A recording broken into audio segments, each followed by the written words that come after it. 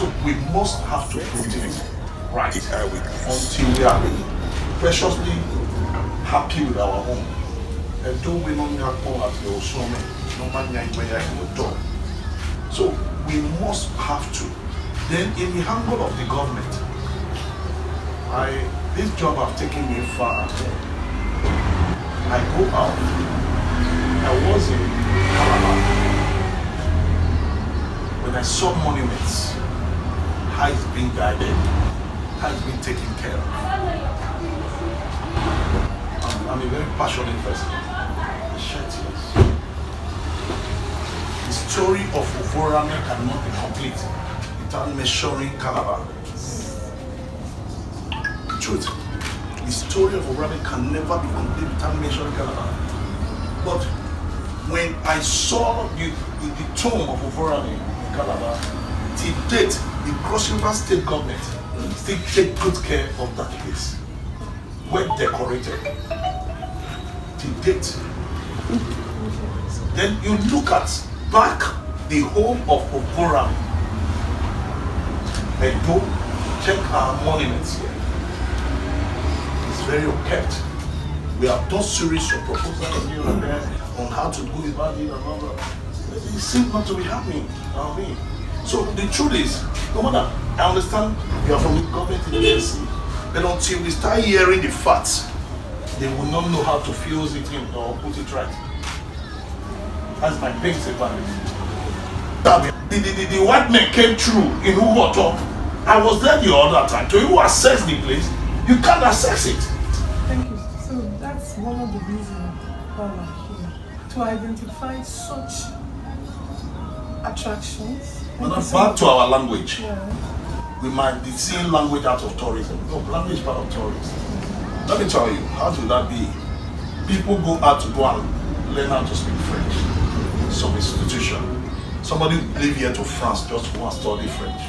Somebody will live here to another place to go and study Japan language and all that. Edo language. When I mean Edo, not just the Edo speaking people, we have the Esan, we have the Kukurukus, we have all of them. They are all Edo people. I don't think, I mean, everyone know the Kukurukus here. Do you know the Kukurukus? Okay. Now, the Kukurukus are the Edo North people. They are known as the Kukurukus. They are from the Kukuruku Hills. They migrated from Benin, Theory of Baosolo. They were in Ogbeye. Okay? Now, the truth is this. The government is supposed to make it mandatory for schools to teach our children. I know there was those days when they flog our children, including me, for speaking vernacular. You will be flogged in school. Sometimes they make you pay, as the case may be, 15 naira those days, just because you spoke vernacular. Write the names of those that speak vernacular. But today we are spending time and struggling to make our children speak our language. We don't have the value of our own language and culture. You see people bastardize our cultural wear. We don't care about it. You see one, I'm really something that has to do with culture. And make it more and modernize it. These are things we need to bring out for people to see. All these are ideas. Like the other time you came, I told you significance of this. Many people don't know the meaning.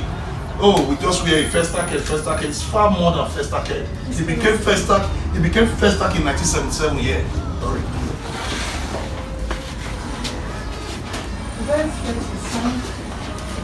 1, 2, 3, 4, 5, 6, 7, 8, 9, 10, 11. That's 11 Portuguese missionaries that brought Christianity to this part. And this same 11 Portuguese missionaries, they are the one that built the church that we now know as the only AROSE Cathedral today. Okay, after they built the church then, which became the first church in West Africa, till date, that only AROSE Cathedral is the first church in West Africa as a whole. Check your Google. It is the first church in West Africa as a whole. Now, after they built the church, they named the church Via. They named the church Via. And in Portugal, when you say Via, you are referring to a pope. And those days, you don't call men of God pastor, reverend, or bishop. Men of God are known as Papa. That is why when Papa Idahosa and other great men of God started using the word Papa, I know where they coined it from. So when they needed to rename the road that the church is situated, the road was known as Ikpoba Road before. Because when you are in the King Square, it takes you to Ikpoba River. That's why the road was called Ikpoba Road. But when they needed to rename the road in Portuguese, they now renamed the road to Papa Via Road. Papa Via Road. Okay?